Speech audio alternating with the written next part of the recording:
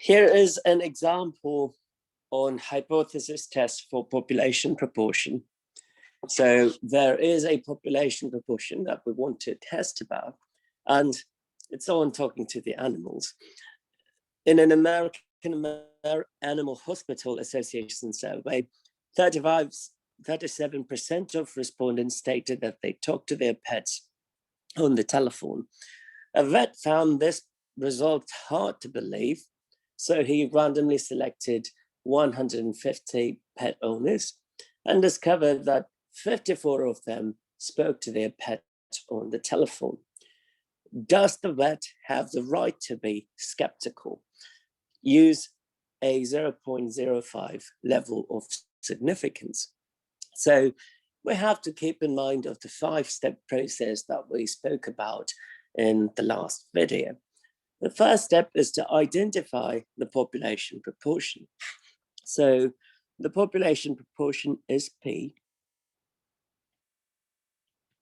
And in this case is the proportion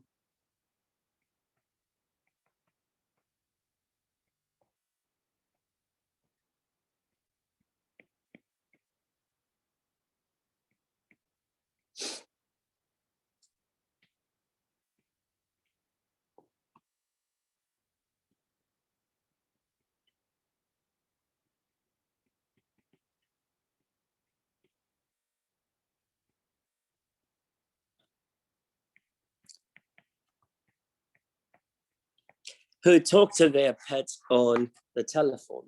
So that is P. And this is a hypothesis test problem because we are trying to verify a claim that was made. That is that 37% of the people or pet owners would talk to their animals on the phone. And we are going to verify this using the data that the vet collected. So the very first step is to write our claim. And that can be done using the definition of a test. So the vet is skeptical, and he thinks, well, that proportion cannot be equal to 0.37. So the respondents said 37%, or the survey said 37% talk to their pets on the telephone. The vet thinks, oh, no way, it can't be 37%. So P is not equal to 0.37. So you look at the sign here, it is not equal to. So we can formulate our hypothesis as null and alternative. The alternative would be not equal to 0.37. And the null is that P equal to 0.37.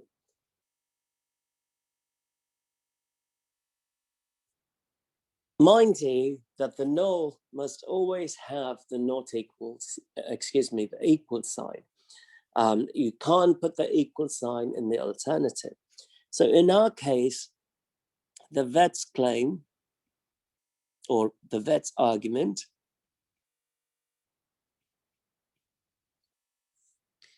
is in the alternative. So if we find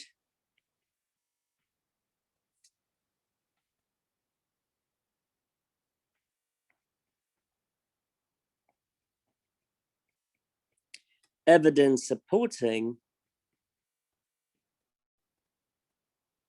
the alternative,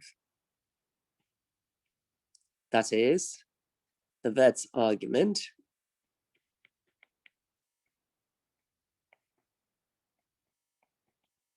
then they have every right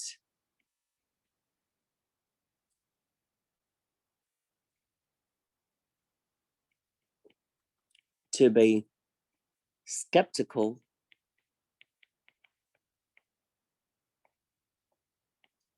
about the survey, because the survey suggests that P is equal to 0.37. the vet disagrees with the survey. So now that we have the definition, the next step is to look at the level of significance. It is given to be 0.05. This is simply the probability of a type 1 error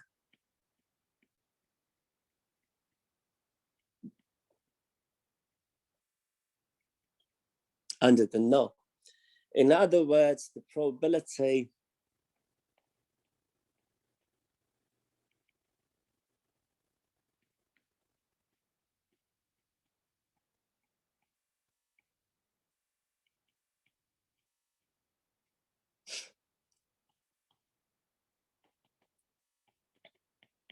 of rejecting the null when the null is true. The null is our reference level, and that we know is true, and probability of rejecting the null when the null is true is type 1 error. It is the probability of a false positive. The third step is to gather the sample information. So the vet looked at 150 pet owners, and 54 of them spoke to their pet on the telephone. So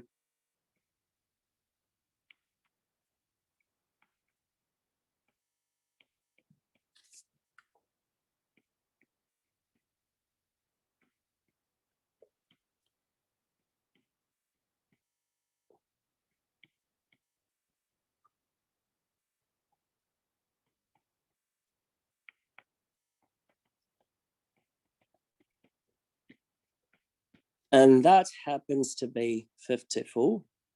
It's given in the problem. The total number of people that were sampled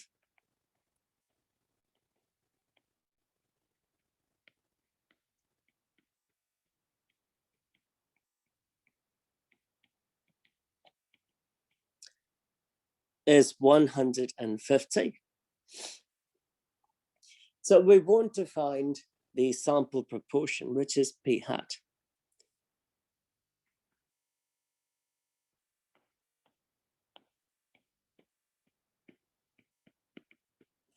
And it is the same as the point estimate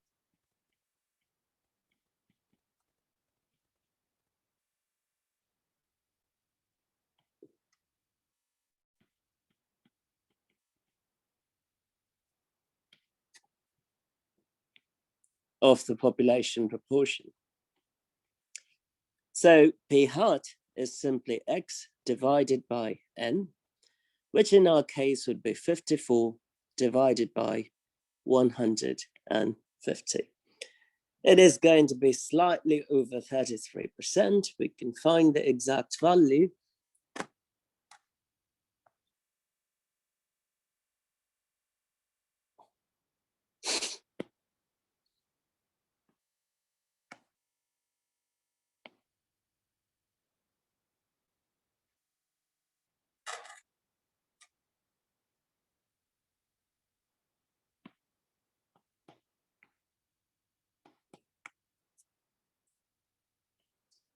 So 54 over 150, and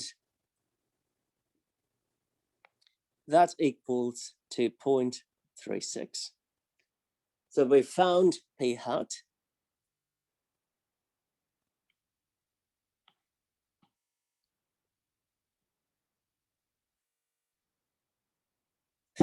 The next step is to find the test statistic.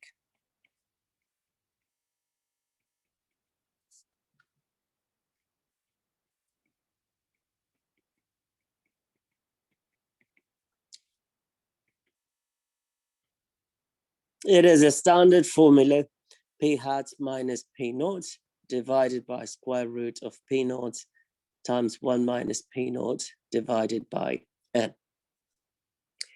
There is another version where you can divide it by p hat times 1 minus p hat over and also in the denominator. One can use both, but one has advantages over the other in some cases and vice versa.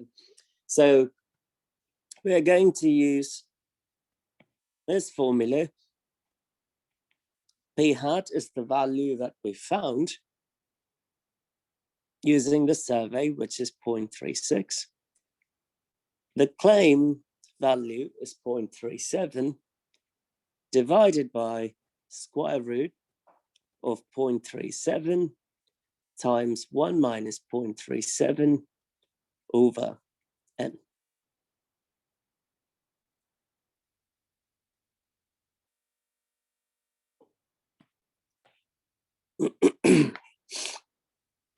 The numerator, of course, is easier to find. It's negative 0.01.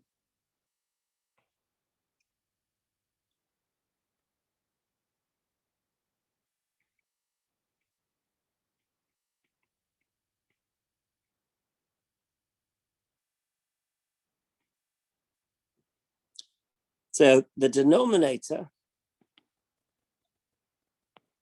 square root of 0.37 times 0.63 divided by 150.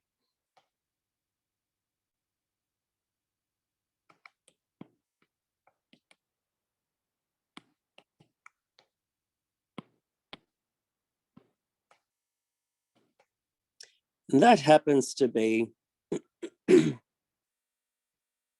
square root of 0.001554.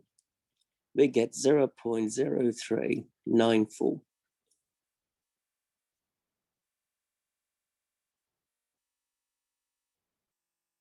So the square root part, the denominator,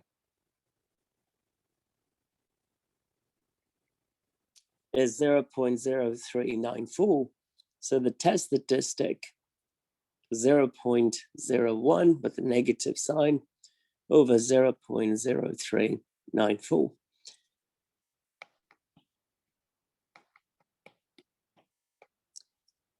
That comes to be 0.2538. So the test statistic we have is 0.2538. The last step is to obtain a conclusion. The conclusion can be obtained in one of two ways. You can use the critical value approach,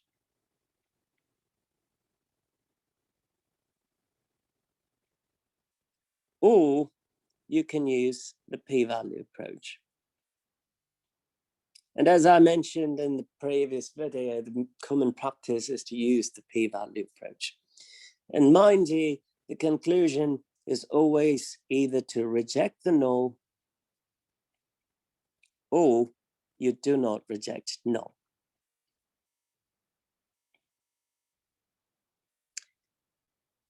So we'll start with the critical value approach.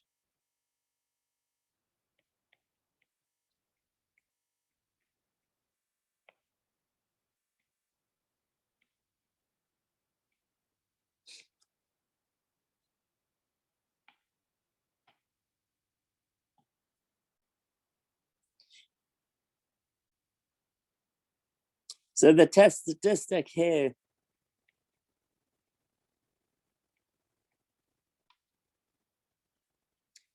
has a normal distribution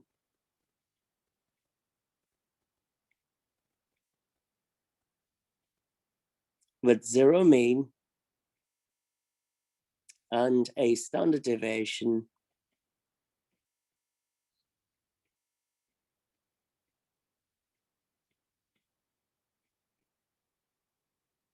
of 1. In other words, what we have is a standard normal distribution.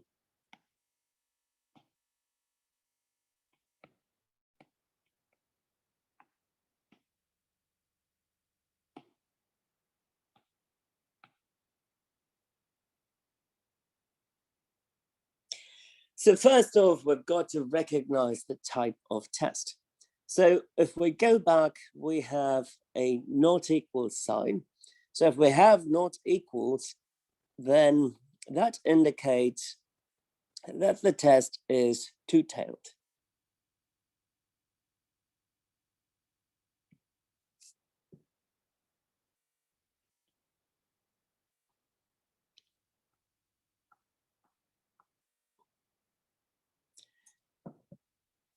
What is a two-tailed test? Well, two-tailed test is one that tests for a not equal sign. In other words, it doesn't test for one of the two tails, but both of them. That would mean that the rejection region or the critical region on the real number line is on both sides. So there is the real number line. 0 is right in the middle. Since we have alpha to be 0.05,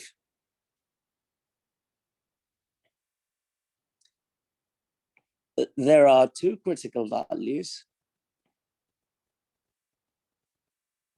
one on the left and one on the right, corresponding to the fact that it is a two-tailed test, and we can evaluate them using alpha. So we're going to make use of the area. The area on the left tail is alpha over 2, which is 0.05 divided by 2, we get 0.025. The area on the right-hand side is alpha over 2 also, and that would be 0.025. In terms of notation, we use z sub alpha over 2, the area below, which would be 0.025. And on the other side, we denote it as z sub 1 minus alpha over 2. The reason for that is if the area above the critical value is 0.025, the area below would be 1 minus 0.025, which is simply 0.975. So we just have to find the two numbers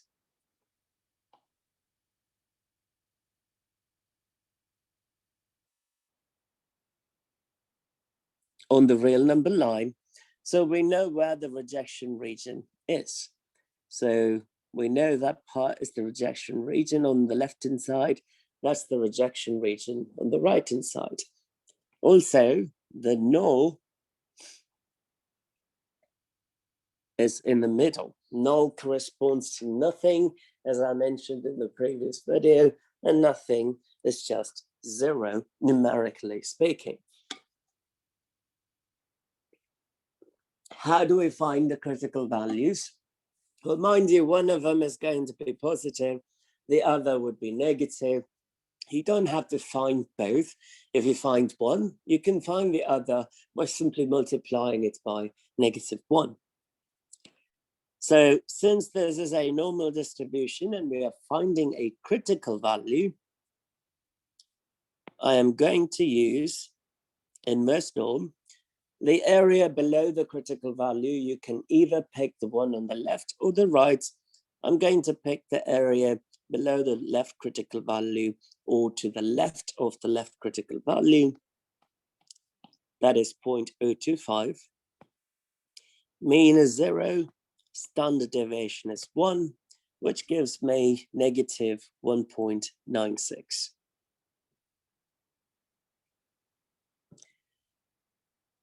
If that is negative 1.96, the other side would be positive 1.96. So now we have established where the rejection region is going to be. So there is one starting at negative 1.96 and below, the other positive 1.96 and above. Where does the test statistic fall? The value of test statistic that we found is 0.2538. So 0.2538 would lie right here somewhere.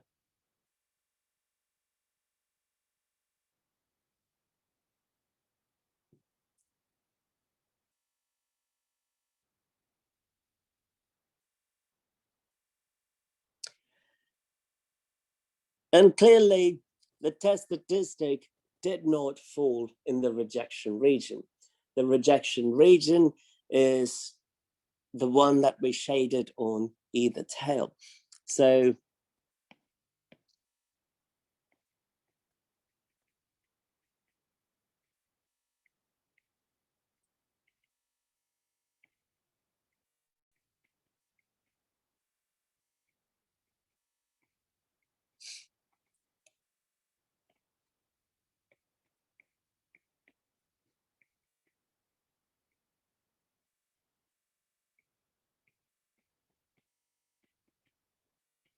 which would mean we do not reject the null hypothesis. If we do not reject the null hypothesis, going back to our original case here, or the very first step, the null is p equals 0.37. The alternative is the vet's argument. Since we do not reject the null, our conclusion here is that there is not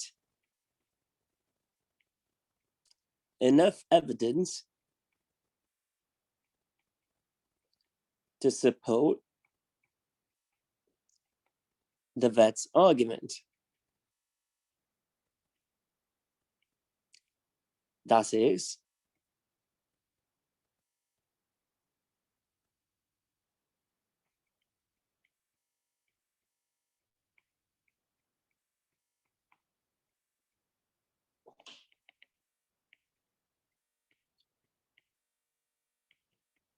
there is no reason for them to be skeptical. If I go back up here, the vet is skeptical about the survey, and the survey claims, oh, it is 37%. It seems like 37% of the pet owners talk to their pets on the telephone. The vet says, no, it is not 37%. So I'm going to be skeptical about the survey results. So we perform the test, and it turns out that there is no evidence to support the vet's argument. Now, this is where statistical decisions come into play. You may look at the number of the sample proportion, which is 0.36. The survey concluded 37% of pet owners spoke to their animals, and the vet found out 36% of them spoke to their animals. Now, clearly, from a mathematical standpoint, 36% does not equal 37%. So one may say, oh, but 36% is different from 37%, so the survey must be wrong. Well, mathematically, true. Algebraically, that is true. But statistically, it is not true. Just because something are different doesn't imply that they are significantly different. In other words, we have to account for the randomness that would occur in a survey. So just because 0.36 is not the same as 0.37, we cannot conclude that they're not the same in the sense that they are different from a statistical standpoint. We want to know if there is a difference, is it a significant difference accounting for randomness? Then we can say we have evidence toward the vet's arguments.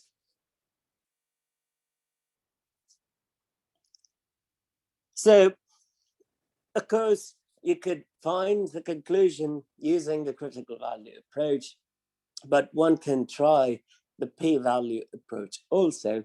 By all means, in practice, we use the p-value approach. So what is the p-value?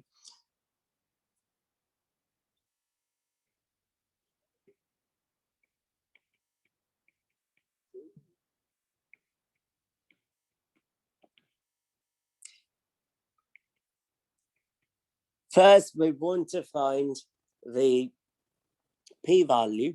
The p-value here is 2 times the area above the absolute value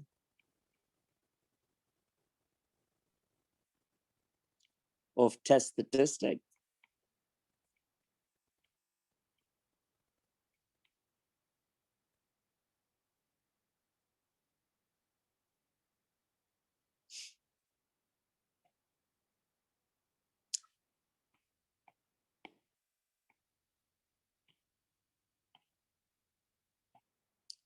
So still we have a normal distribution, mean 0, standard deviation 1. The test statistic here is positive to begin with, which happened to be 0.15 or 2538. Wrote it incorrectly here.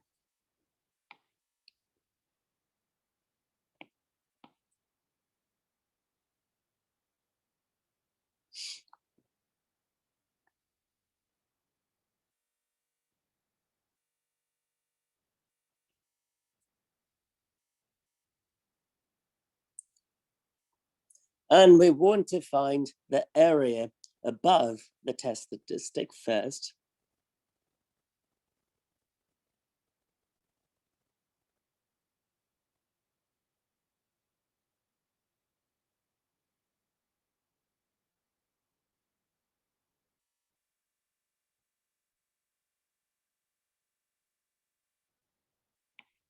Once we find that area, we multiply it by 2. Note, the p-value is a probability, so we are going to use normal CDF.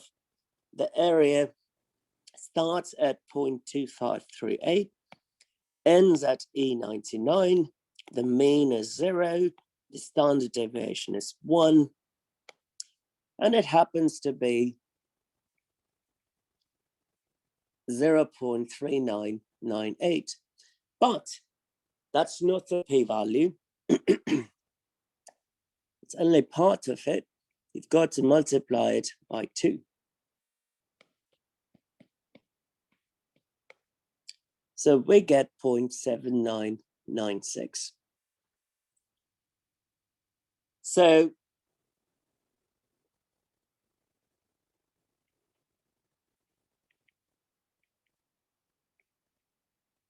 the question we always need to ask in making the decision is that, is p-value less than or equal to the alpha that we set?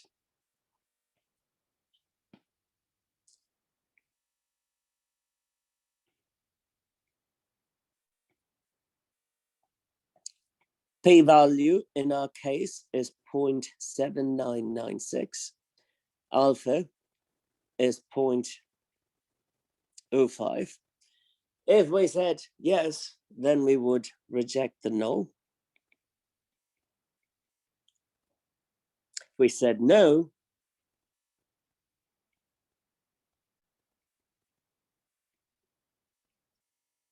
we do not reject the null. Well, 79.96% is definitely not less than 5%. So it is a clear no.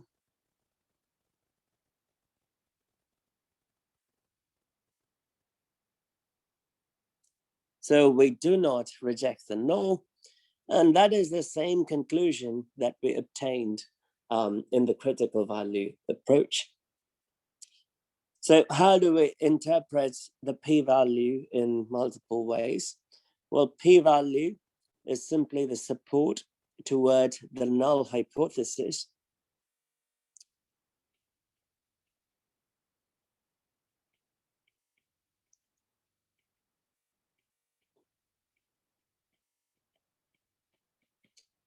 Which is 79.96%. The support toward the alternative So 1 minus the p-value, which is 0.2004. So we have about 79.96% support toward the alternative, and we have only 20% support toward the null. Sorry, I said it backwards. We have 79.96% support toward the null and 20% toward the alternative. So clearly the data is giving more support to the null hypothesis. Even though this informal interpretation is okay for beginners, this could put us into a lot of trouble in terms of interpretation. So the better way to look at the p-value is based on the evidence.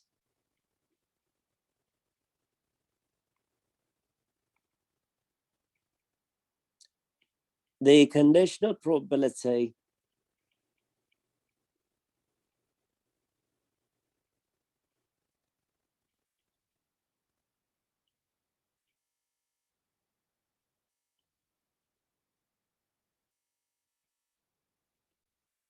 of making an error in rejecting the null, let's just say given null, is the p-value itself, which is 0.2004. So if I, excuse me, if I rejected the null, the chances that I could be wrong is 20%. Now that is too much of a probability for me to be wrong. If I am wrong, I would like to be, close to 0% wrong in terms of probability of being wrong. But we set an initial probability of 5%. I could say, well, I will tolerate 5% or below if I rejected the null. That probability of me being wrong could be 5% or below. Clearly, that's not the case. If I rejected the null and supported the vet's argument and let the veterinarian be skeptical about the survey, the chances that I could be wrong in making that conclusion based on the current evidence is 20.04%, and that is just too much error probability, so we should not be rejecting the null. Now that we have put all the effort into doing this manually, I'm going to show you how this can be done easily using the calculator.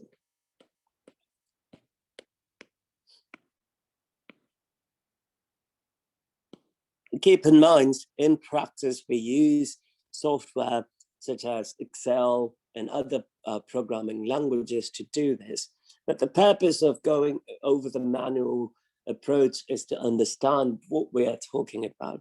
So we're trying to test a proportion. So we go to option number 5, which is one prop Z test. Since the distribution is standard normal, it is Z, and one prop stands for one proportion. The claimed value is 0.37. The number of people who, where is it? Number of pet owners who spoke to their pets on their telephone is 54. The total number was 150. The type of test was not equal to right there. So I'm going to select not equal to and hit calculate.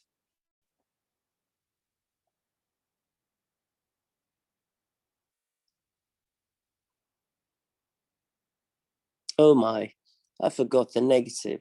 Now you can see the calculator part. It's not going to change the p-value, but the conclusion is not going to change. I just forgot the negative. It's a rookie mistake.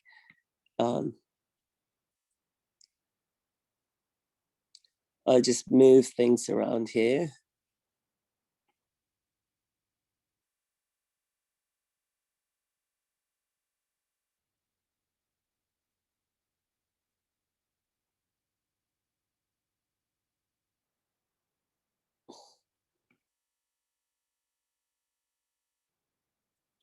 because I can't move that one. Sorry about that.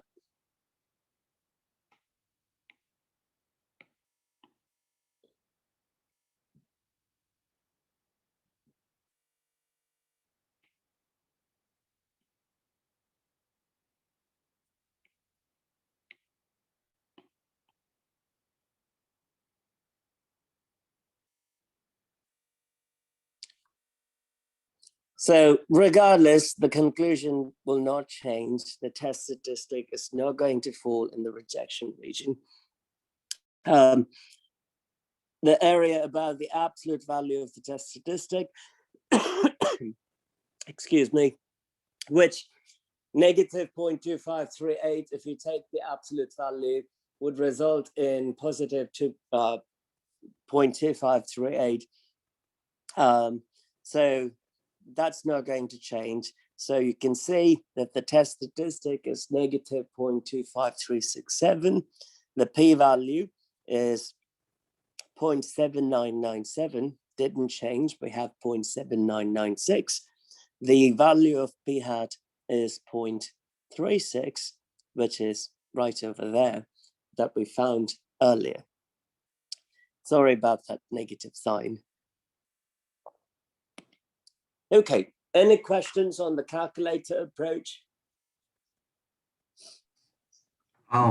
So how did we determine that it was a not equal to sign again? So the survey states that, you know, that they 37% talk to their phones, right? So the proportion of pet owners who talk to their phones, talk to their pets on the phone is 37%, right? The vet is saying, no, no, it is not 37% because he is skeptical. Okay. So if he would agree with them, then it would be equal to then, right? No, you're testing for equal to. So okay. you already have the null to be equal to, right? Now we're going to look at from the vet's perspective. The vet has three options. Excuse me. The vet can either claim, oh, it is going to be larger than 37%, or the vet can claim, no, it has to be less than 37%, or the vet can simply say, no, it is not going to be 37%, right? So in this case, the vet didn't say if it has to be larger or smaller than 37%. All he said, or they said, was, you know, can the vet be skeptical? When would you be skeptical? If it is not equal to 0.37. Does that make sense? Okay. Yeah. So if it would have said in the problem, he thinks it's more or less, then we would use greater than. Yeah. Right. Greater. Yeah. Okay. Okay. That makes sense. Okay. Any other question before we move on to the next problem? Okay.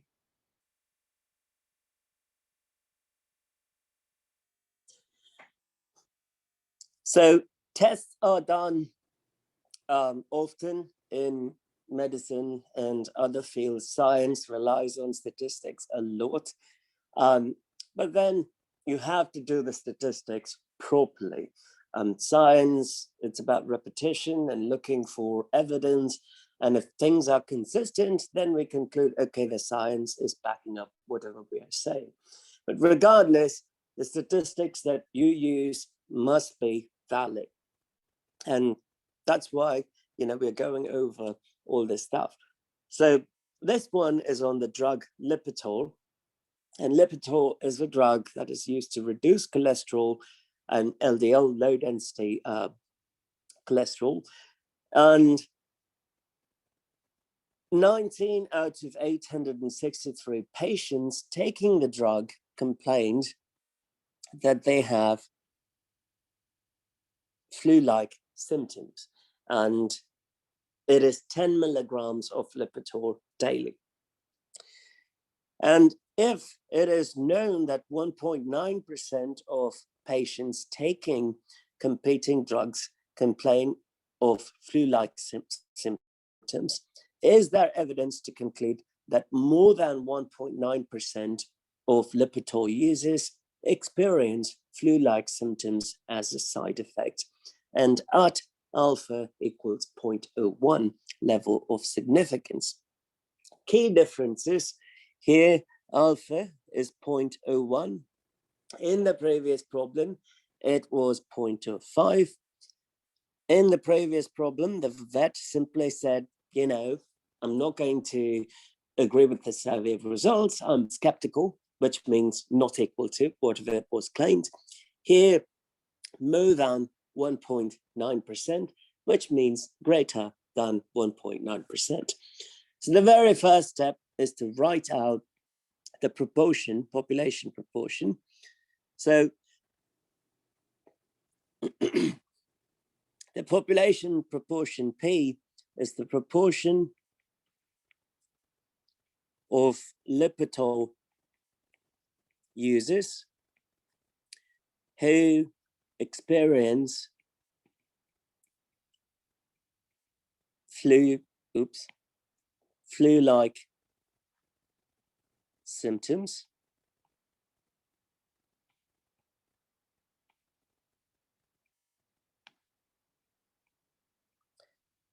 as a side effect. And what are we trying to test? We are trying to test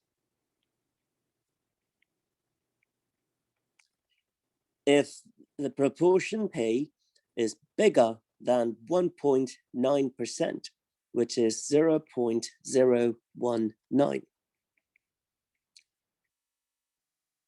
So we look at this statement and we define our hypothesis accordingly. So the very first step, null alternative. I like to start with the alternative, P greater than 0.019. So the opposite of that statement is P less than or equal to 0.019. Some textbooks use P equal to 0.019. So both of them are acceptable, but less than or equal to is more formal than P equal to 0.019. Regardless, the equal sign must always be in the null. That said, if we rejected the null,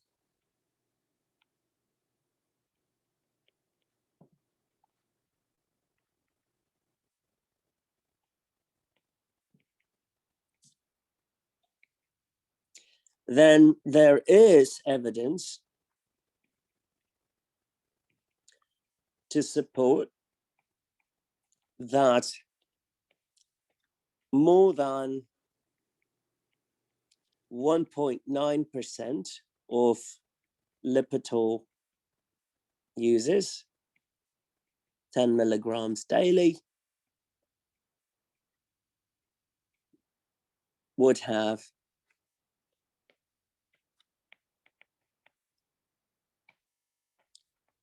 flu-like symptoms. Let's see what happens.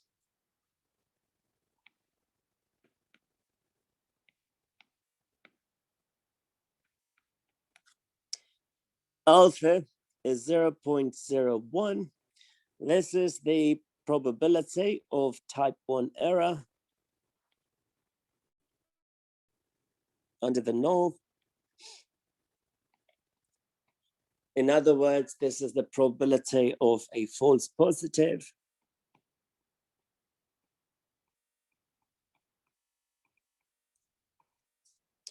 And we are going to set that at 0.01. We want an error probability of 1% or less. The third is to look at an estimate. X here is the number of patients who complained of flu-like symptoms. That's 19.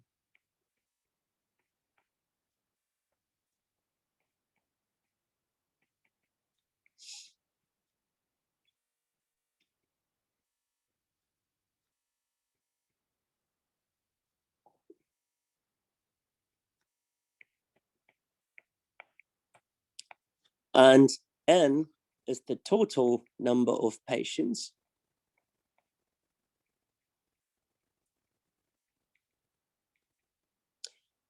So total 863, 19 complained of having flu-like symptoms.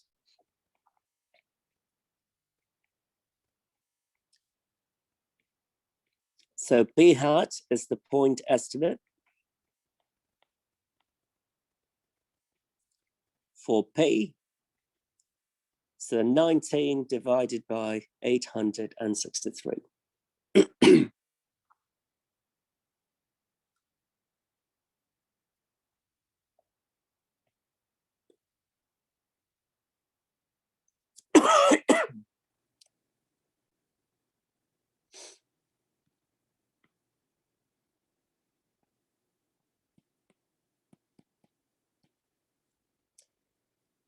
That comes to 0.022. Now, if you write it as a percent, then that would be 2.2%.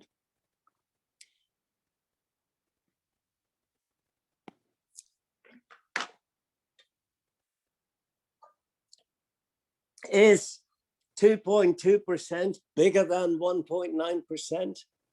Well, mathematically, yes. Statistically, though, is it true? Because if I concluded, yes, Lipitor has a significantly higher percent than other competing drugs, then people would shy away from Lipitor, because that's what we're trying to determine, because 1.9% of patients taking competing drugs complain of flu-like symptoms. So we, excuse me, we want to make sure about this 2.2%, and from a statistical standpoint, we want to determine if this is reasonable for us to say that Lipitor has a greater chance, significantly greater chance of giving flu-like symptoms. So we need a test to determine this.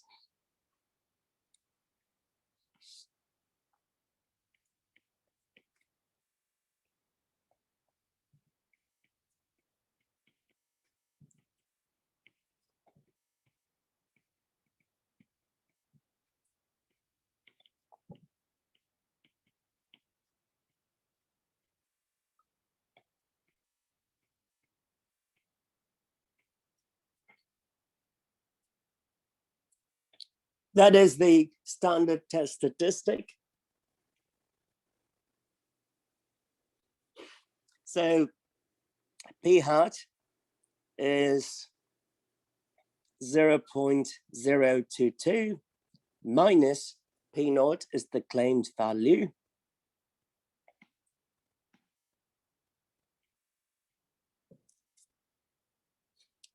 Divided by square root.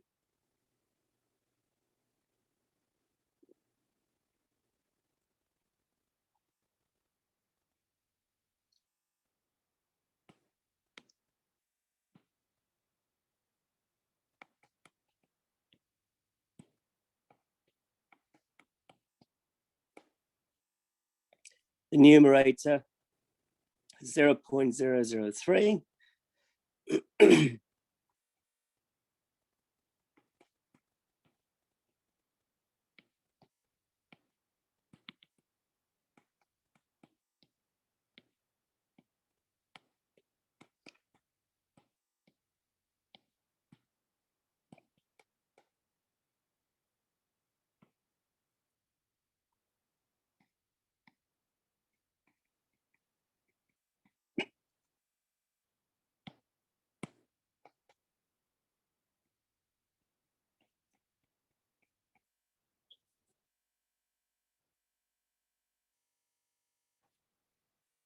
Well,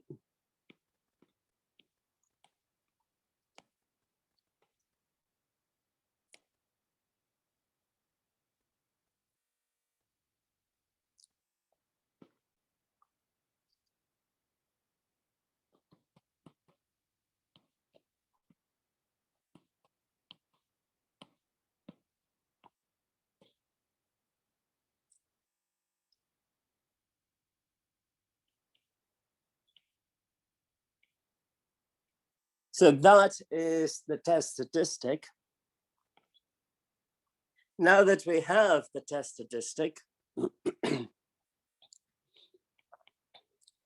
we can use the critical value approach or the p-value approach to determine a conclusion.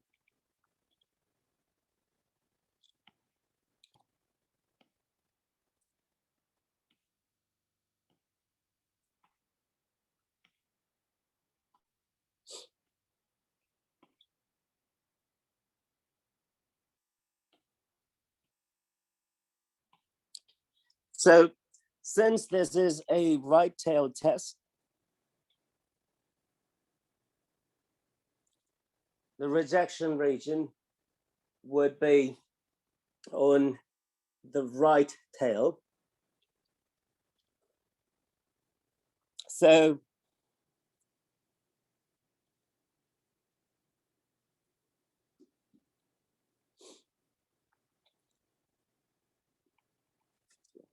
the area in this case must be alpha. We don't divide it by 2 because this is not a two-tailed test. So we would simply have 0.01.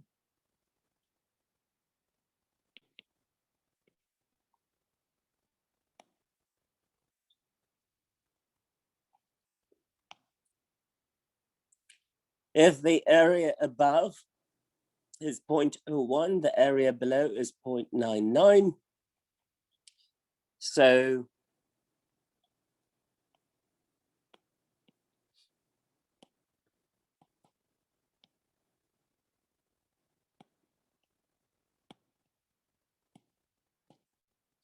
we get 2.326.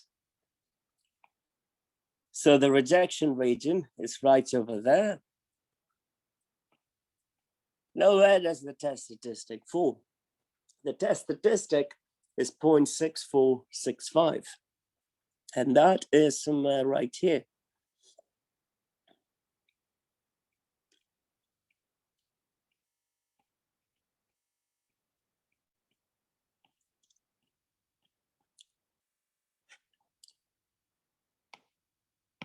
So the test statistic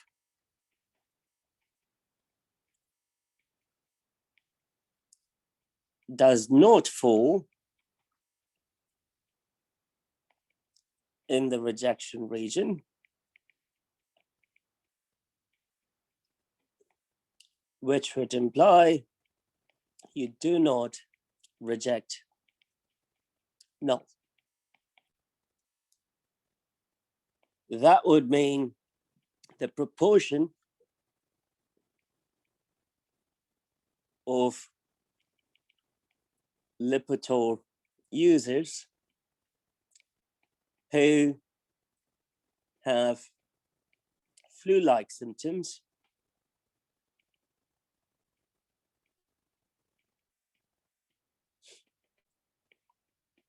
is not more than 1.9%. So had we rejected, then it would be more than 1.9%. Then we can make an argument that the competing drugs are better than Lipitor, but that's not the case. Even though we have 2.2% of the people reporting flu-like symptoms, it is not significantly greater for us to say that Lipitor is not as good as competing drugs.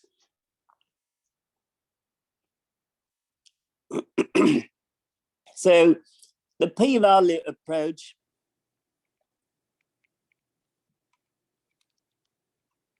computes the p-value.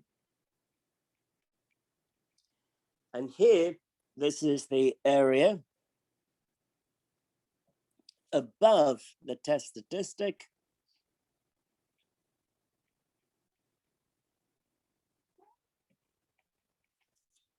If this were to be a left-tail test, the p-value would be below the test statistic, the area below the test statistic, the rejection region would be on the left-hand side, but everything else would remain the same. So we can use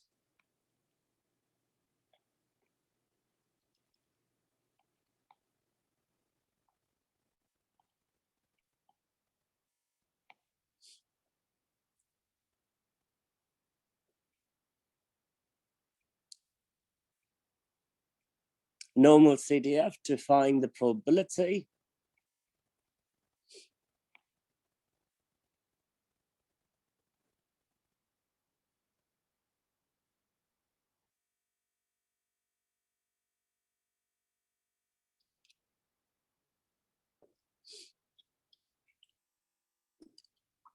And in this problem, we don't have to multiply it by 2 because this is not a two-tailed test.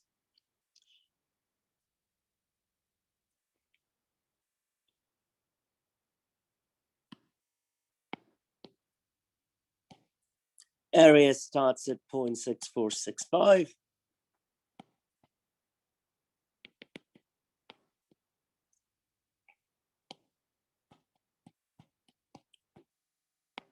Ends at E99. Mean 0, standard deviation 1. We get 25.89%. So the question now we need to ask, as always, is p-value less than or equal to alpha? If we say yes, we reject null. If we say no, we do not reject null.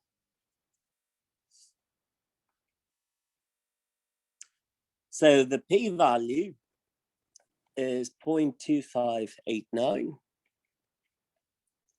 Alpha is 0.01. 25.89% is definitely not less than 1%. So we do not reject the null. In other words, I'm going to go with the better interpretation of p-value.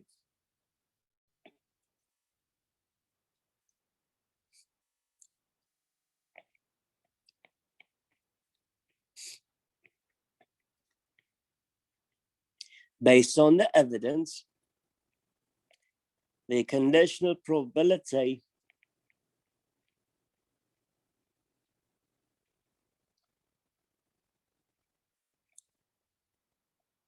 of error in rejecting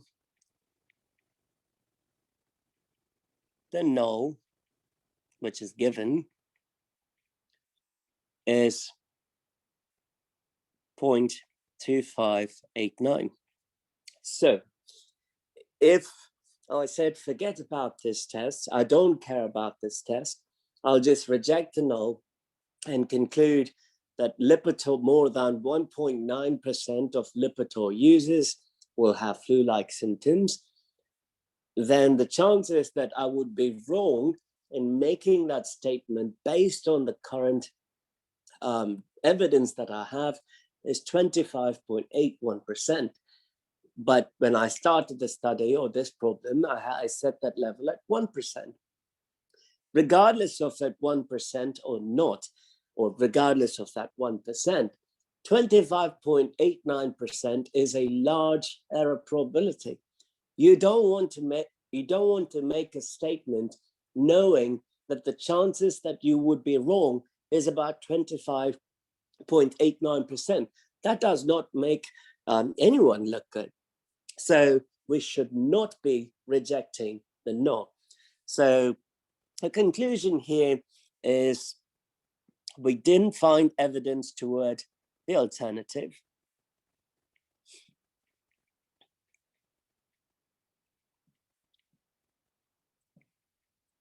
Which would mean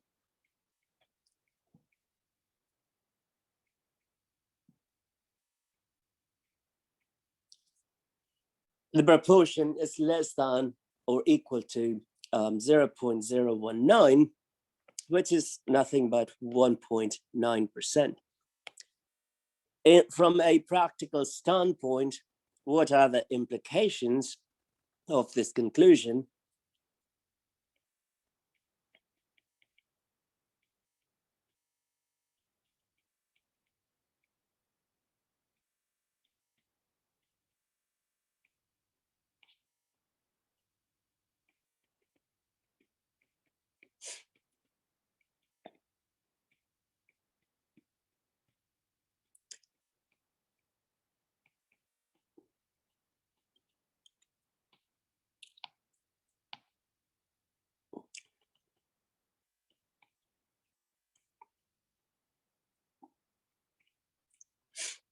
So from a practical standpoint, Lipitor and other drugs are similar in terms of the side effects, flu-like symptoms.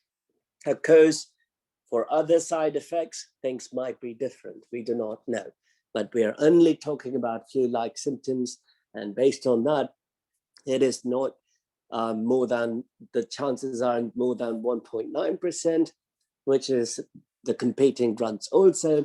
So Lipitor and the other drugs are pretty much the same. We can do this using the calculator also. So go to start, over to tests, one prop Z test. P naught here is 0.019, X is 19, N is 863. Now we have to make a choice. It can't be not equal to, because our alternative here has a greater than sign. So we have to go to greater than P naught and hit calculate. So 0.6490, that is the test statistic. The calculator is more accurate because it doesn't do rounding. I'm doing a whole bunch of rounding here. And the p-value is 0.25816 in the calculator. I got 0.2589. Again, it's because of rounding. So if you retain 9 decimal digits in your calculations, you would get very close to the calculator approach. So if we did a left tail test, all you have to do is switch when we do one prop Z test, instead of choosing the third option, you would choose the second option in line 4. Now, instead of calculating, if you hit draw, you will see that graph. And if you look at it, that sort of resembles the graph that I have here in my notes on the right-hand side. And clearly, I'm not a great artist, but the calculator did a great job. And that shows you the p-value. If this were to be a two-tail test, you would see the shaded area on both sides under the curve.